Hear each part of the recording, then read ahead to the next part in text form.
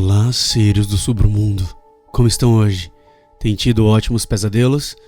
Eu sei, fiquei 2 semanas sumido aí, mas eu postei, hein? Eu avisei o que tinha acontecido. Galera, pra quem não sabe, eu tive um pequeno probleminha, um pequeno pneumotórax, então eu fiquei um tempo de molho aí, proibido pelo médico de fazer muita coisa. Então assim, ainda tô proibido de fazer muita coisa, na verdade. Mas eu tô bem, já sei o que vocês vão dizer. Toma banho de sal grosso, faz não sei o quê, que todos os meus amigos estão dizendo a mesma coisa. Você tá com zika. Tô sabendo, galera, tô bem ligado nisso. Mas tá tudo bem, aparentemente eu não vou morrer fácil. Vamos apostar que eu acho que o médico só vai me dar como morto quando eu tiver esquartejado, só com a cabeça ainda não falando, porque é importante. Se eu estiver falando ainda, mesmo com a cabeça decepada, eu vou estar vivo pelo visto. Mas galera, não se preocupem, tá tudo bem, eu tô aqui de volta. Minha respiração não tá 100%, então talvez vocês ouçam uma respiração mais pesada durante o podcast, um pouco mais puxada. Então não liguem que tá tudo bem, tá bom? Já eu tô 100% mesmo, então não fiquem preocupados nem apreensivos, já estou me recuperando. Mas claro que eu não ia deixar vocês na mão, porque vocês são incríveis, vocês estão aqui pra me ouvir, e claro que eu devo fazer falta pra vocês assim como vocês fazem pra mim também.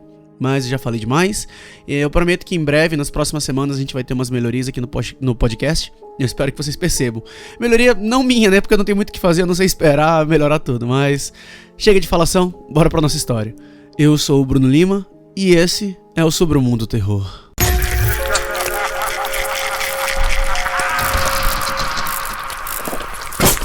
Sobre o Mundo Terror.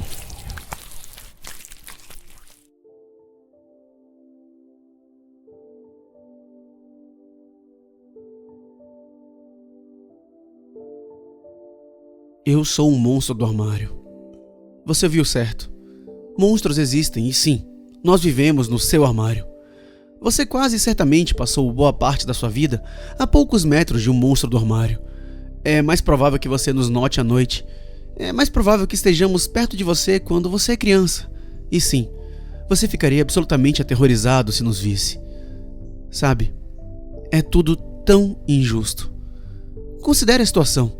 Se monstros poderosos e aterrorizantes estão a apenas um passo de distância, não poderíamos atacar a qualquer momento? O que isso lhe diz quando você considera o fato de que isso nunca acontece? A gente tem uma péssima reputação. Eu entendo porque você estaria com medo. Eu tenho quase 3 metros de altura e sou coberto da cabeça aos pés por uma pelagem preta e felpuda. Minha enorme mordida cruzada significa que 2 dentes longos e pontudos estão em exposição permanente. Eu tenho 2 pequenos chifres de cabra no topo da minha cabeça. E eu tenho 3 olhos. Eles são todos um pouco esbugalhados, mas é assim que eu sou. Eu aprendi a viver com isso. E eu aceitei que o mundo nunca conseguirá conviver com a minha existência. Como todas as criaturas, os hábitos dos monstros são simplesmente uma forma de sobrevivência. E há um fato de sobrevivência extremamente importante sobre monstros. Não podemos sair na luz. Não quero dizer que simplesmente temos medo dela. A luz é mortal para nós. Uma exposição mínima à luz solar direta pode ser fatal em segundos. Você conhece a poeira que você vê flutuando pelos raios de sol quando acorda? Dizem que são células de pele. Mas por que você só vê isso de manhã? E por que só na luz solar direta? E por que não em todos os dias de sua vida, em todos os cômodos onde você dorme?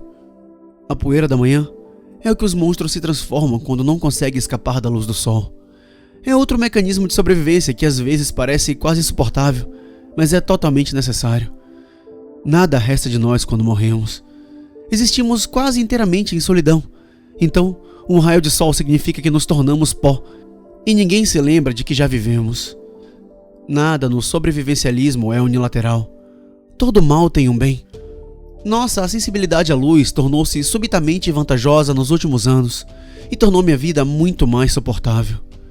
Você tem usado ondas de luz para se comunicar tanto que a maioria de suas conversas não são mais presenciais. Pense nisso. Para a maioria das pessoas é verdade.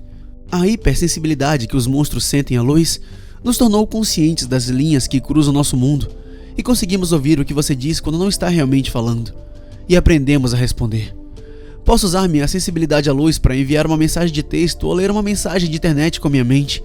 Eu posso estar escrevendo agora mesmo, em tempo real, sem nem sair do armário. Isso me fez menos solitário. A habilidade de me conectar com todos vocês significa mais do que eu poderia dizer. Mas é mais uma maneira que torna os monstros estranhos.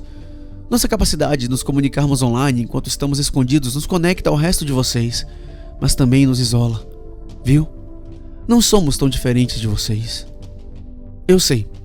Você tá pensando que certamente teria visto um de nós se tivéssemos passado sua infância inteira ao lado de sua cama. E você provavelmente tá certo. Mais uma vez, tudo se resume à sobrevivência. Claro que fomos vistos de vez em quando. Sobreviver significa viver nos tempos difíceis, não viver em torno deles. E somos muito bons nisso. Geralmente habitamos quartos de crianças por razões óbvias. É menos provável que elas sejam levadas a sério se formos flagrados. E é improvável que use a violência para enfrentar o desconhecido. Uma tendência que os humanos perdem quando crescem. Quando uma criança nos vê, podemos reagir a isso. Quando coloco uma grande pata peluda na cabeça de uma criança, ela adormece instantaneamente. Eu a coloco na cama e ela não se lembra de nada incomum pela manhã. Depois de incidentes suficientes, ecos de memória começam a persistir. Crianças contam histórias de monstros o tempo todo, mas elas nunca conseguem acertar os detalhes. E a repetição inconsistente de tais contos incríveis, na verdade, ajuda a desacreditar histórias sobre monstros. Vivi assim por mais anos do que consigo contar. Temos que sobreviver dessa forma. Acho que você sabe o que os adultos fariam se nos descobrissem. E isso realmente não é certo. Porque quando coloco as crianças para dormir, tudo que eu quero é fazer com que elas tenham um bom dia no dia seguinte. O nome da minha humana atual é Julie. Ela tem 6 anos. É muito gentil e muito inteligente. Qualquer pai ficaria orgulhoso dela. Mas seu pai não a trata como ela merece. Estou com Julie por quase toda a sua vida. 1913 dias para ser exato. Durante metade desse tempo, desde que ela tinha 3 anos, seu pai vinha até ela à noite. Às vezes é uma vez por semana. Outras vezes, meses podem passar sem nenhuma visita. Mas eventualmente, ele sempre retorna.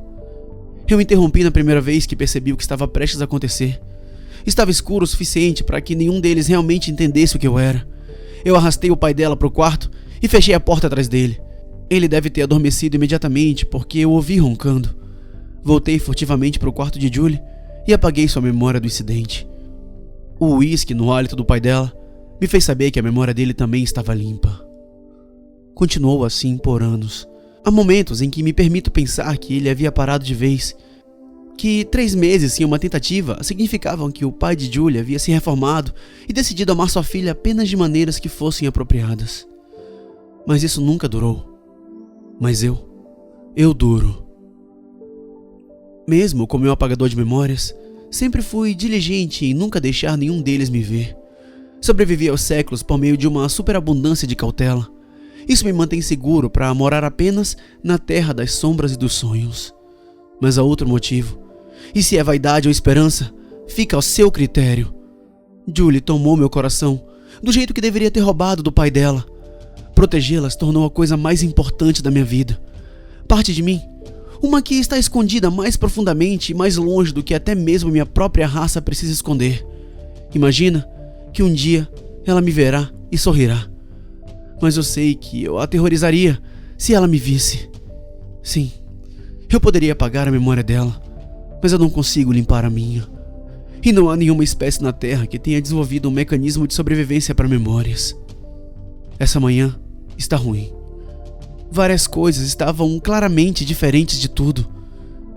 Já está quase amanhecendo. O pai de Julie nunca fica fora bebendo até tão tarde. E está claro que o tempo maior significava mais compulsão. Ele normalmente fica quieto até chegar ao quarto dela. Mas dessa vez, ele está sacudindo a casa inteira com seus gritos e clamores. Isso começou quando ele estava apenas na porta da frente. Eu esperava que ele não fosse ao quarto de Julie. Eu concluí que, pelo seu estado de embriaguez, o faria desmaiar imediatamente. Eu estava errado. Ele irrompe no quarto e bate a porta contra a parede oposta. Ele está absolutamente fedendo a uísque dessa vez e está ofegante em grandes respirações fortes. Ele está segurando uma garrafa quase vazia na mão. E dessa vez, Julie estava acordada desde o começo. Ela o encara com olhos aterrorizados. Na memória dela, graças a mim, ela nunca o viu assim. Ela pergunta a ele o que está acontecendo. É a única coisa que ela consegue dizer. Então, ele começa a ir para cima dela. Eu tô prestes a atacar, mas então eu vejo um raio de luz matinal. É fraco, mas quando olho ao redor da sala, vejo que não é solitário. O pai de Julie saiu para beber até de manhã. Meu coração começa a acelerar o sangue através do meu corpo de 3 metros. A luz é fraca o suficiente para eu suportar? Será que eu consigo? Julie dá um grito que deveria, por todos os direitos, arrepiá-lo até a submissão. Mas o grito não funciona. Agora que ele finalmente pôde agir sem resistência, vejo suas intenções se desenrolarem diante de mim. Por instinto, eu protejo meus 3 olhos quando ele violentamente começa a arrancar a calcinha dela. A luz só ficará mais forte, não mais fraca. Então a hora de agir é agora. Eu pulo do armário e caio ao lado da cama. 4 olhos aterrorizados se afastam um do outro e olham para mim. Meu pelo está começando a queimar. Eu agarro o pai de Julie pela cintura e puxo.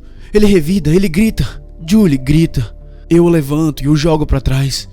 Ele está se contorcendo e me socando enquanto eu volto para a porta. Minha pele parece estar pegando fogo. Eu me movo mais rápido.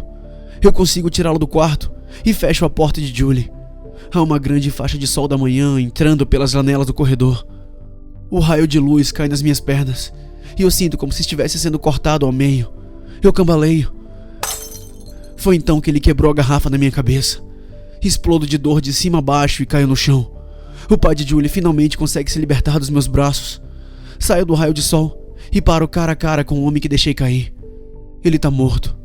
Seu pescoço tá quebrado contra a lateral de uma cadeira. Levante-se. É o mecanismo de sobrevivência falando. Levante-se e entre no armário agora ou não há mais esperança. Levanto-me, cambaleante, e corro de volta para o quarto de Julie. Ela está parada logo depois da porta, olhando para mim enquanto eu entro. Pela primeira vez, ela finalmente me vê, desvelado, banhado pela luz da manhã. Eu finalmente saberei o que ela pensa, quer que eu goste ou não. Ela grita. Não é qualquer grito. É um grito mais gutural e terrível do que qualquer um que eu imaginasse que uma menina tão doce fosse capaz de gerar. O mais doloroso é que o grito é pior do que o que ela deu quando seu pai a atacou. A parte de mim que esperava que ela me visse e sorrisse não estava enraizada na crença real de que isso aconteceria. Era simplesmente baseada no conhecimento de que eu não poderia provar que ela não faria isso. Esperança não é crença. Esperança é um mecanismo de sobrevivência contra a nossa própria mente. E agora, enquanto Julie olha pra mim com medo e ódio, posso sentir esse mecanismo de sobrevivência falhando pela última vez. De qualquer forma, é quase certo de que seja tarde demais. Julie está aterrorizada demais para me ver, mas a luz da manhã está cheia de poeira. Não posso deixar que a única lembrança que ela tenha de mim seja assim. De jeito nenhum. Eu a pego em meus grandes braços. Ela é muito mais delicada do que o pai. Sua resistência parece sincera, mas ela é jovem demais para ter aprendido a odiar, então ela não está realmente lutando com o coração. Envolvo meus braços em volta dela em um abraço de urso gigante, então deito com ela na cama. O colchão macio é de grande alívio, porque posso sentir minhas pernas falhando. Eu descanso minha mão em sua cabeça e ela rapidamente adormece. Eu posso me sentir indo embora também, enquanto a enorme nuvem de poeira matinal dança preguiçosamente acima de nossas cabeças no sol brilhante da manhã. Eu começo a balançá-la para frente e para trás, mas mal consigo mover meu corpo. Parece que ela está flutuando para longe. Eu agradeço por conseguir abraçá-la pelo menos uma vez, mas agora é hora de eu ir. Então, eu me estico para frente e sussurro baixinho em seu ouvido. Minha cabeça é a única parte de mim que ainda consegue se mover, e até isso quase desapareceu. Me desculpa por ter te assustado, Julie. Você me assustou também. Tenha um bom dia e uma boa vida.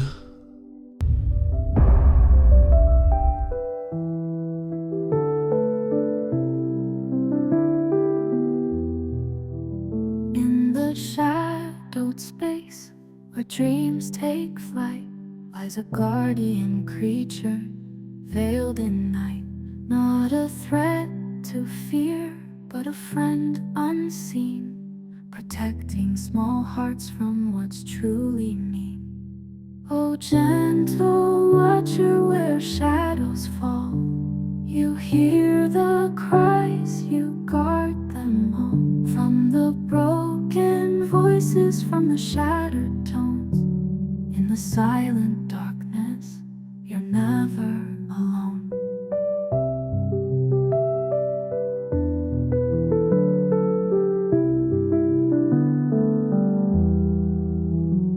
Beneath closet doors, your strength resides.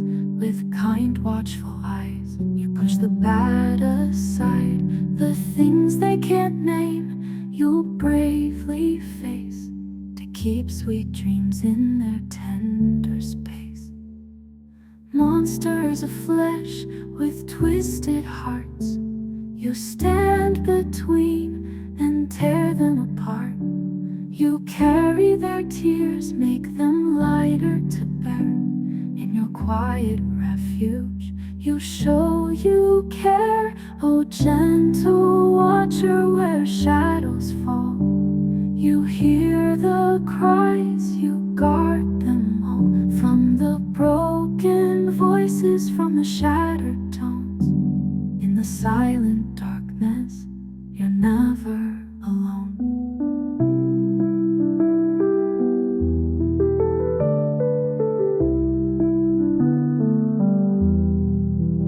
When the sun creeps in, you fade away, but your promise remains, come night or day.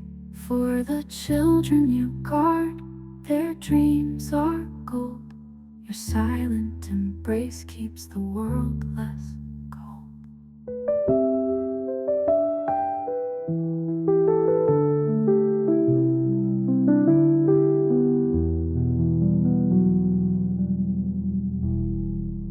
When the sun creeps in, you fade away, but your promise remains, come night or day. For the children you guard, their dreams are gold. Your silent embrace keeps the world less